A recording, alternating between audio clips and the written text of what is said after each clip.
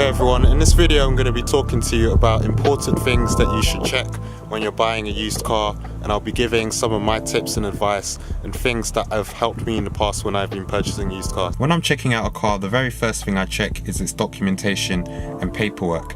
The very important things that you should look at are the HPI, and that includes how many owners it's had before, whether it's been involved in any accidents, the service history, and also the MOT status and MOT history as well. So these are all documents that, not all of them, majority of these documents can be found online with some searches. So you can check the MOT history of a car by going on the Gov website, and that will bring up that information, and you can see all of its the points in time where it's had an MOT, where it's passed and where it's failed. HPI checks, you can buy these using online services. There's also a way you can do this by text, and you can text the reg number to 83600. I think you pay about £3 to do this, and they'll send you a text message with the information that is held about the car on the DVLA database. So if you've done some research on a car at home online, when you go to view it in person, have a look through that documentation and make sure it matches up to what you've seen and read, just to make sure that everything is legitimate. Once you're sure all of the paperwork is as it should be, the next thing you should do is have a walk around the car and make sure that you're happy with the condition of the bodywork and it looks good to you.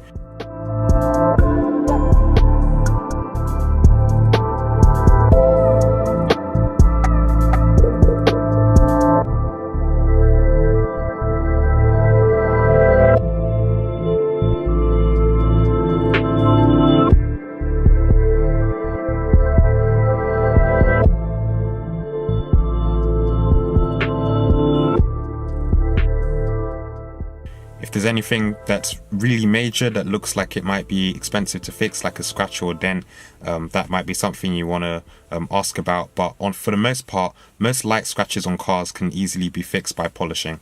And if you're buying from a dealer, they should have already done this to their best extent. If you're buying a very cheap car, there's chances are they might have not have spent as much time in the detailing and the prep of the bodywork compared to if you're buying a more expensive car. But the condition of the bodywork is a good indication of how well the car's being kept. Also, if it's not looking very good at the point of sale, you might want to ask questions. Why did the seller not have time to improve the look of the car, or did they just not want to spend any more on it before they sold off the car? So just ask questions, make sure that the story that the seller's giving you adds up, and that you're comfortable with all of the information and nothing seems strange and unusual to you. If you're unsure about things, I don't advise buying a car on the spot under pressure if you're not completely comfortable. As long as you're able to go and come back again, it might be a good idea for you to go away, spend some time to think about it, and then make a decision whether or not you want to purchase it. Obviously that's not always possible, especially if there's only one model of a car you're looking for available, and you might have to make that decision very quickly. But if you've been given the freedom to be able to go away and think about your purchase before you do it, I would make the most of that opportunity and make sure that you're 100% comfortable before you make the big decision to go and buy the car that you've been looking at. Things you want to check in the engine bay: you want to look for any signs where there have been oil leaks or oil leaking out of any gaskets. So you want to check the rocker cover. In my car, it's like a slight angle on these BMWs. You want to see that everything is dry, that there's no oil seeping out the sides of it. That could be an indication of a rocker cover gasket that's gone, and that could cost you a couple of £100 to get repaired. The way your exhaust should be is like this here. If there's a bit of white smoke, or it's not really smoke, it's condensation, if there's a bit of white condensation coming out the back of the exhaust pipe, that's okay. And also, if you see some drops of water dripping out, that's also fine. These things are normal, especially in cold weather, like the weather we're experiencing now in January. It's about 5 or 6 degrees. If it gets any colder than this, you'll typically find condensation coming out the back of the exhaust of cars. This happens with new cars, with old cars, and it's absolutely nothing to worry about. What you should be worried about and concerned about is if you have thick black smoke, especially if it's a petrol vehicle coming out the back of it, and also thick white smoke.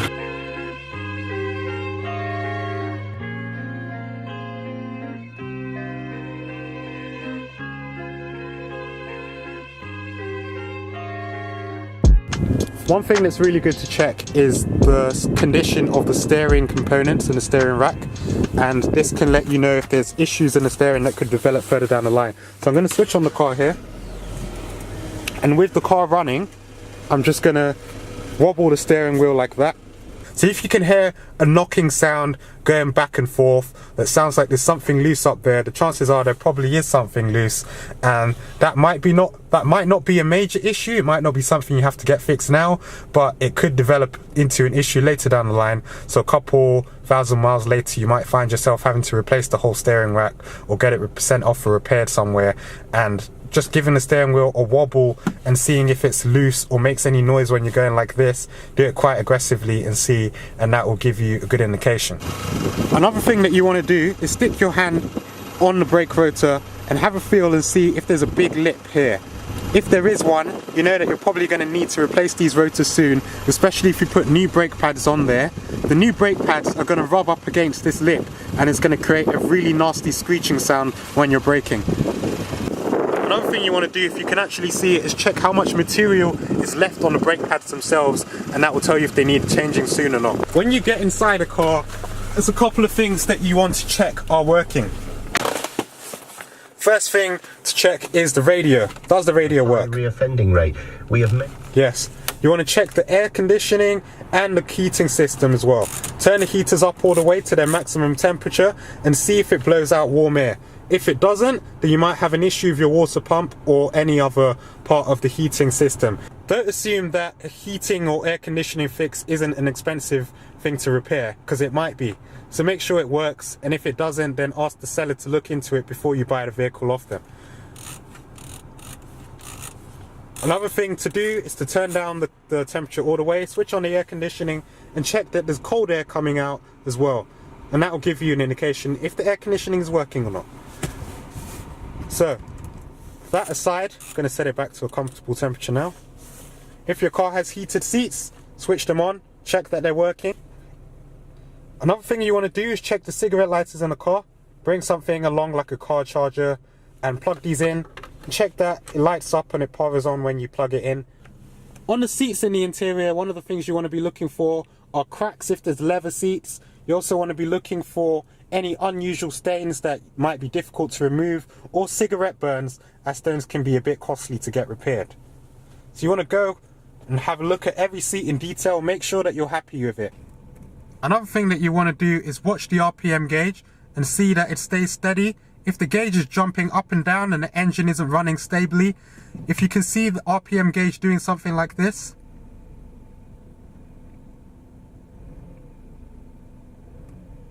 this could be an indication of an engine issue. So have a close look at this, because I'm doing this with my foot now. It might not be that dramatic in the car that you're looking at, but if you can see the gauge just jumping up and down instead of staying steady, that could be an issue. Make sure you listen to the sound of the engine and make sure that there aren't any unusual rattling noises, ticking noises, or anything like that coming from the engine, especially when you're idling and the car is sitting steady. Some ticking in the car isn't unusual. A lot of the time you'd hear ticking coming from the injectors, so I'll show you what that sounds like now.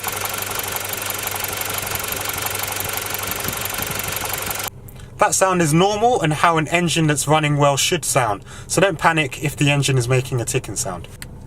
Now, if your car has a service info menu, you can go through here and see which things are due for service, which things haven't been done, and what the service schedule of the car has been like, whether the previous owner has been servicing it on time, or if there's things that are still due to be done, they'll show up in this service menu.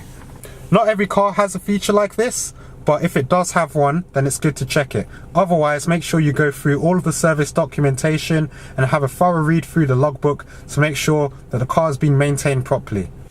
When it comes to service history, I think it's something that's very important, but it shouldn't be a deal breaker for a car. If a car doesn't have any service history, then it might not be an issue if it's a very low mileage car. If you're buying a car from a trader or dealer that doesn't have service history, a way you can check if the car's been serviced in the past is by going online and seeing which garages the car has been serviced at. If you can get hold of the MOT history, or you can request for the MOT history of that vehicle, you can see what garages the MOT has been done at, and the chances are the services have also been done at those same garages. So you can call them up and see whether they have records of that car being serviced. Also in the UK, Halfords is a very popular place for people to go and service their cars. So it might be a good idea to ring up Halfords customer service and ask them, do you have any records of this car being serviced? For example, if you're buying a BMW like this one, you can reach out to BMW service department and ask them if they have any records of this car being serviced in the past. That way you can grab a bargain by getting a car that many people would be put off by the thought of it not having any service history, but meanwhile you've done your own research and you've gathered that the car actually does have some. So you can get a really good deal by doing something like that. Another important aspect of buying a used car is test driving it. As you're going along in your test drive, you want to be listening for any bumps, squeaks, rattles, or suspension components that are worn out. And this isn't too hard to do. What you want to do is bear in mind how a smooth and quiet and comfortable car should sound and listen out for anything that doesn't fit into that criteria. Now, if the seller has switched on the radio during the test drive, make sure you turn the volume down and make sure you have complete silence. Don't do too much talking, do more listening and paying attention to how the car drives. So on your test drive, stay calm, drive down the roads that you want to go down. Another thing that you might want to do, especially if you find a road with some speed bumps or humps, is make sure you go over these bumps, like I've just been over one now. You want to go up and down the bumps. Here's a bump in the road here. I'm going to go down. And this is a really good idea because it will let you know if any of the springs or shock absorbers are worn out. So if you've got a broken spring, a broken shock absorber, or leaking shock absorber, you'll hear some rattling noises either when you're going up or down the bumps, or you'll hear a squeaking sound. You'll hear some kind of noise. It varies from car to car, but if you've experienced the sound before, you'll always know what it sounds like. Once you finish the test drive, it's a good time to stop, think, process your thoughts, and then decide whether or not you want to buy the car. Don't allow yourself to get pressured into buying a car that you're not sure about. And if you need to go and come back, in most cases that's fine. If you're serious about buying a car, you can also leave the deposit to do so. I hope this video has been really helpful. If you've got any other points that come in handy when buying a car, please leave them in the comment section so you can help other people who watch this video as well, and also share the knowledge that you have with the rest of this community here. If you haven't already, please subscribe to the channel and also hit the bell next to the subscribe button so that you're notified when I upload new videos. If you don't follow me on Instagram, my handle's here. Check out my profile, and thank you for watching this video.